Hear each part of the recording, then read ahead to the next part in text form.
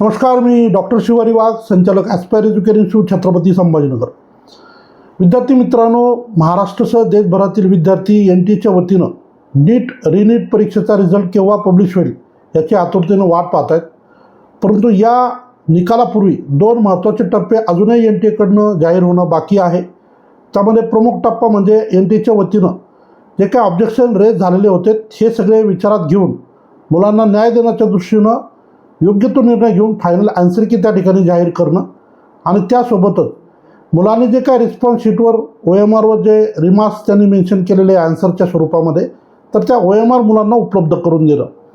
तर असं गृहीत धरूया की आतापर्यंत स्कॅनिंगची प्रक्रिया संपलेली असेल आणि येणाऱ्या आठवड्यामध्ये ऑफिशियली फायनल आन्सर की आणि OMR शीट विद्यार्थ्यांसाठी उपलब्ध करून दिल्या जातील आणि त्यानंतर साधारण 20 तारखेच्या आसपास NTAच्या वतीनं जो येतो ऑफिशियली त्या ठिकाणी रिझल्ट पब्लिश होईल. परंतु रिझल्ट जाहीर होणं ही केवळ औपचारिकता आहे, कारण बऱ्याच विद्यार्थ्यांनी NTAच्या आन्सर कीप्रमाणे आपला रिझल्ट काढलेला आहे. अनेक विद्यार्थ्यांना चांगले गुण आलेले असतील, काही विद्यार्थ्यांना ॲव्हरेज गुण आलेले असतील, काही विद्यार्थ्यांना गुण कमी आलेले आहेत, स्कोअर कमी येतो आहे, परंतु त्यांना MBBS करायचं आहे. तर अशा विद्यार्थ्यांच्या दृष्टीनं हा एक अतिशय महत्त्वाचा व्हिडिओ मी तुम्हाला या ठिकाणी शेअर करणार आहे. महाराष्ट्रासह देशभरामध्ये अनेक डीम्ड युनिव्हर्सिटी कॉलेजेस आहेत की ज्या ठिकाणी अगदी कमी मार्क्सवर सुद्धा MBBSला नंबर लागतो. अर्थात हे सगळे पेड सीट्स असतात, म्हणजे या ठिकाणी कोणत्याही कॅटेगरीचा लाभ विद्यार्थ्यांना मिळत नाही, फीज भरून हे ॲडमिशन असतात. परंतु समाजामध्ये एक वर्ग आहे की त्यांची ती कॅपॅसिटी असते आणि ते या ठिकाणी एनरोल करू शकतात. तर थोडक्यात या व्हिडिओच्या माध्यमातून महाराष्ट्रामध्ये जे डीम्ड युनिव्हर्सिटीज आहेत, डीम्ड MBBS कॉलेजेस आहेत, ते नेमके किती आहेत, कुठे आहेत, साधारण त्यांची फीस किती असेल, त्यासोबतच मागील वर्षीचा कट ऑफ काय होता, अशा सगळ्या गोष्टींचा उहापोह आपण या व्हिडिओमध्ये करणार आहे. त्यामुळे ज्या ज्या विद्यार्थ्यांना येणाऱ्या काळामध्ये MBBSसाठी ॲडमिशन घ्यायचे आहे, डीम्ड युनिव्हर्सिटीचं ज्यांचं बजेट आहे, अशा विद्यार्थ्यांसाठी हा व्हिडिओ अतिशय मार्गदर्शक असणार आहे. सोबतच एक आठवण म्हणून आवर्जून सांगतो, या सर्व प्रक्रियेसंदर्भामध्ये ॲस्पायर एज्युकेशन इन्स्टिट्यूटच्या माध्यमातून विद्यार्थी व पालकांना परिपूर्ण मार्गदर्शन केलं जातं. त्यांची रजिस्ट्रेशनपासून ॲडमिशनपर्यंतची प्रक्रिया ही ॲस्पायर एज्युकेशन इन्स्टिट्यूटच्या माध्यमातून करून दिली जाते. त्यामुळे येणाऱ्या काळामध्ये डीम्ड युनिव्हर्सिटीला जर आपल्याला ॲडमिशन घ्यायचं असेल तर कोणताही निर्णय घेण्यापूर्वी आपण ॲस्पायर एज्युकेशन इन्स्टिट्यूटला एकदा नक्की व्हिजिट करा, प्रक्रिया समजून घ्या आणि त्यानंतर पुढचं जी जबाबदारी असेल ती आमच्या वतीनं तुमच्यासाठी पूर्ण केली जाईल. तर सगळ्यात पहिले आपण सुरुवात करूया जे महाराष्ट्रासह देशभरातील मुलींसाठीचं प्रसिद्ध आणि मुलींच्या दृष्टीनं सोयीचं कॉलेज म्हणूया आपण त्याला, अर्थात सगळ्याच दृष्टीनं लोकेशन, फी स्ट्रक्चर सगळ्याच बाबतीत. तर ते म्हणजे symbiosis medical college for women आणि हे लोकेटेड आहे पुणे शहरामध्ये, लवले या एरियामध्ये ते कॉलेज असतं. साधारण ह्या कॉलेजचा मागील वर्षीचा जो काय कट ऑफ होता तो होता 50,473 ऑल इंडिया रँक, म्हणजे 501 मार्काला त्या ठिकाणी मागच्या वर्षीचा कट ऑफ होता. इमॅजिन करा, महाराष्ट्रामध्ये 501 मार्काला काही कॅटेगरीमध्ये गव्हर्मेंट MBBS मिळालेला आहे आणि 472 474 मार्कापर्यंत सेमी गव्हर्मेंट मिळालेलं आहे. तरीही ऑल इंडिया कोट्यातनं MCCच्या माध्यमातून जी प्रवेश प्रक्रिया राबवली जाते त्या ठिकाणी 501चा कट ऑफ होता. अर्थात फीस जे आहे 13 लाख रुपये प्रतिवर्ष त्या ठिकाणी आता चार्ज केली जाते. केवळ मुलींसाठीचं कॉलेज आहे, 150ची इंटेक आहे, परंतु कॉलेज अतिशय सुंदर आहे, पेशंट फ्लो जबरदस्त आहे आणि इन्फ्रास्ट्रक्चर, शिक्षण, पेशंट फ्लो हे सगळं बघितलं तेही पुणे शहरामध्ये आणि फीसही रिजनेबल, तर त्या दृष्टीनं जे हे कॉलेज खूप पॉप्युलर आहे. म्हणून देशभरातील मुलींचे पालक मुलींना त्या ठिकाणी ॲडमिशन घेण्यासाठी प्रयत्न करत असतात. अर्थात त्या ठिकाणी कट ऑफ हा हायर साईडला असतो, जसं की मी उल्लेख केला 50,473 ऑल इंडिया रँक आणि स्कोअर होता 501. आता त्यानंतर दुसरं जे कॉलेज आहे जे महाराष्ट्राच्या दृष्टीनं अतिशय 2 नंबरचं चांगलं कॉलेज म्हणूया आपण, फीसच्या दृष्टीनं सुद्धा महत्त्वाचं, ते म्हणजे rural medical college and PIMS लोणी. हे कॉलेज जे आहे ते अहिल्यानगर जिल्ह्यामध्ये लोणी या ठिकाणी लोकेटेड आहे. जबरदस्त इन्फ्रास्ट्रक्चर आहे, अतिशय नामांकित आणि अतिशय चांगल्या सुविधा असलेलं उपलब्ध असलेलं हे कॉलेज त्या ठिकाणी आहे.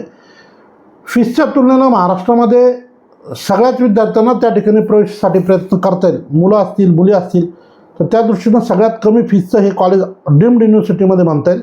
ज्याची मागील वर्षी फीस होती 19 लाख रुपये प्रतिवर्ष आणि या ठिकाणी मागच्या वर्षी 439 मार्कापर्यंत विद्यार्थी लागलेले आहेत. हा स्कोअर म्हणजे बऱ्यापैकी यावर्षी ज्यांना MBBSला प्रवेश घ्यायचा आहे, ज्यांचं 19 लाख रुपये फीसचं बजेट आहे, साधारण ऑल इंडिया रँक 1,39,826 जो लास्ट इयरचा होता, इथपर्यंत ज्यांचा रँक येऊ शकेल येणाऱ्या काळामध्ये, त्या मुलांसाठी निश्चितच हे कॉलेज जे आहे ते चांगलं पर्याय त्या ठिकाणी ठरणार आहे. सो ज्या ज्या विद्यार्थ्यांचा अशा पद्धतीचा स्कोअर असेल 440 450, त्यांनी निश्चितपणे 2026च्या प्रक्रियेतसुद्धा या कॉलेजला प्राधान्यानं प्रयत्न करायला काही हरकत नाही. त्यानंतर पुढचं जे कॉलेज आहे ते Bharati Vidyapeeth deemed university medical college and hospital Sangli. हे कॉलेज जे तर भारती ग्रुपचं कॉलेज आहे, भारती विद्यापीठ ग्रुपचं. भारती विद्यापीठाचे ऑलरेडी महाराष्ट्रामध्ये 2 मेडिकल कॉलेजेस आहेत, एक भारती विद्यापीठ सांगली आणि भारती विद्यापीठ पुणे. ते सांगलीची जी फीस होती ती 23,20,000 रुपये लास्ट इयरला होती आणि या ठिकाणचा कट ऑफ होता 233 मार्क आणि ऑल इंडिया रँक होता 6,65,302. जस्ट इमॅजिन 233 मार्काला सुद्धा त्या ठिकाणी MBBS मागील वर्षी मिळालेला आहे. अर्थात हा लास्ट ॲडमिटेड कॅन्डिडेट असेल. त्यानंतर पुढचं कॉलेज आहे JLN medical college Datta Meghe Wardha. या कॉलेजची फीस होती 23,50,000 रुपये आणि इथं जो ऑल इंडिया रँक होता लास्ट इयरचा तो होता 5,94,332. स्कोअर होता 252, म्हणजे मागील वर्षी 252 मार्काला सुद्धा दत्ता मेघे वर्धाला ॲडमिशन त्या ठिकाणी झालेलं होतं. पुढचं कॉलेज आहे दत्ता मेघे नागपूर.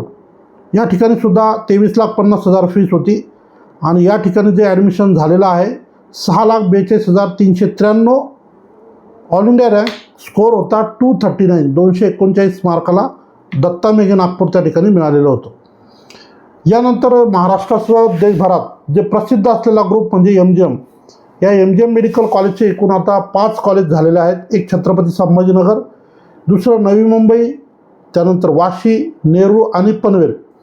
या 5ही कॉलेजमध्ये जी फीस आहे ती साधारण सगळीकडे सारखी आहे, 23,50,000 सगळ्या कॉलेजला. आणि कट ऑफनुसार जर आपण बोलायला गेलं तर मागील वर्षी संभाजीनगरचा जो कट ऑफ होता तो होता 2,97,942. 358 मार्क्सला मागील वर्षी छत्रपती संभाजीनगरचा कट ऑफ होता. नवी मुंबईचा कट ऑफ होता 1,91,102. ऑल इंडिया रँक स्कोअर होता 410. त्यानंतर वाशीचा कट ऑफ होता 3,17,051. स्कोअर होता 321. त्यानंतर नेरूळचा कट ऑफ होता 3,85,775. स्कोअर होता 321. आणि शेवटचं जे ऑप्शन आहे वाशीचा 3,17,051, 350 स्कोअर. नेरूळ 3,85,775, 321. आणि लास्ट पनवेल त्या ठिकाणी 6,24,436 ऑल इंडिया रँक आणि स्कोअर होता 244. म्हणजे पनवेलला अगदी कमी स्कोअरवर सुद्धा मागील वर्षी ॲडमिशन त्या ठिकाणी मिळालेलं आहे. यानंतर पुढचं जे इन्स्टिट्यूट आहे DY पाटील. DY पाटील ग्रुपचे एकूण 3 डीम्ड युनिव्हर्सिटी कॉलेजेस आहेत. एक DY पाटील कोल्हापूर, DY पाटील पुणे आणि DY पाटील मुंबई. तर पहिले आपण DY पाटील कोल्हापूरचं फी स्ट्रक्चर बघूया. 24,10,000 रुपये आणि या ठिकाणी 264 मार्क्सपर्यंत 5,54,134 ऑल इंडिया रँकपर्यंत त्या ठिकाणी ॲडमिशन्स मागील वर्षी झालेले आहेत. यानंतर कृष्णा इन्स्टिट्यूट कराड. या ठिकाणी लास्ट इयरची फीस होती 24,50,000. 248 मार्कापर्यंत त्या ठिकाणी ॲडमिशन्स लास्ट इयरला मिळालेत आणि ऑल इंडिया रँक होता 6,10,201. त्यानंतर भारती विद्यापीठ पुणे. या ठिकाणी 25,96,000 फीस होती मागील वर्षी आणि 249 स्कोअरपर्यंत त्या ठिकाणी MBBSला लास्ट इयरला ॲडमिशन मिळाले. ऑल इंडिया रँक होता 6,06,370. त्यानंतर शेवटचे 2 महत्त्वाचे कॉलेज DY पाटील नवी मुंबई. 27 लाख रुपये फीस आहे. या ठिकाणी 5,35,775 270 स्कोअर असलेल्या विद्यार्थ्याला त्या ठिकाणी ॲडमिशन मागच्या वर्षी मिळालं. आणि शेवटचं कॉलेज म्हणजे DY Patil medical college and hospital Pune. या ठिकाणी 27 लाख फीस आहे. 5,25,844 म्हणजे 273 स्कोअर असलेल्या विद्यार्थ्याला ॲडमिशन मिळालं.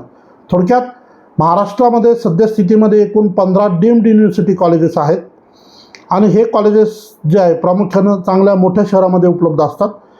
या कॉलेजेसमध्ये ॲडमिशन घेत असताना साधारणतः जे काही कॅटेगरी बेनिफिट सेमी गव्हर्नमेंटच्या कॉलेजेसमध्ये असतात त्या पद्धतीचे किंवा त्या पद्धतीचे फीस माफीचे ऑप्शन या ठिकाणी नाहीत, परंतु काही कॉलेजेसमध्ये शासन निर्णयाप्रमाणे काही अंशी त्या ठिकाणी फीसची सवलत मिळते. अर्थात प्रत्येकाला त्या ठिकाणी ते MHDBT पोर्टलवर रिसर प्रक्रिया करावी लागेल.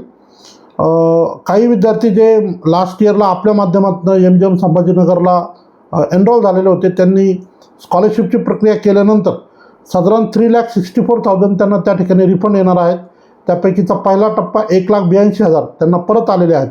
तर 3-3.5 लाख रुपये साधारण काही कॉलेजेसमध्ये परत येऊ शकतील अशी पण परिस्थिती आहे. सो ज्या विद्यार्थ्यांची आर्थिक परिस्थिती मजबूत आहे, ज्यांना डीम्ड युनिव्हर्सिटीला ॲडमिशन घ्यायचं आहे, अशा सगळ्या विद्यार्थ्यांच्या दृष्टीनं हा व्हिडिओ अतिशय महत्त्वाचा होता. आपल्यापैकी कुणालाही या डीम्ड युनिव्हर्सिटीच्या ॲडमिशन प्रक्रियेच्या संदर्भानं मदत घ्यायची असल्यास, हे प्रवेश करून घ्यायचे असल्यास आपण निश्चितपणे ॲस्पायर एज्युकेशन इन्स्टिट्यूटला व्हिजिट करा. ज्या मुलांचा जस्ट क्वालिफाईंग स्कोर आहे, 150 मार्क्स आहेत, 170 मार्क आहे, अशा विद्यार्थ्यांना आपल्याला येणाऱ्या कोट्यात त्या ठिकाणी ॲडमिशन करून देता येतं. डॉक्युमेंट्सपासून तर ॲडमिशनपर्यंतचा सगळा सपोर्ट त्या ठिकाणी दिला जातो.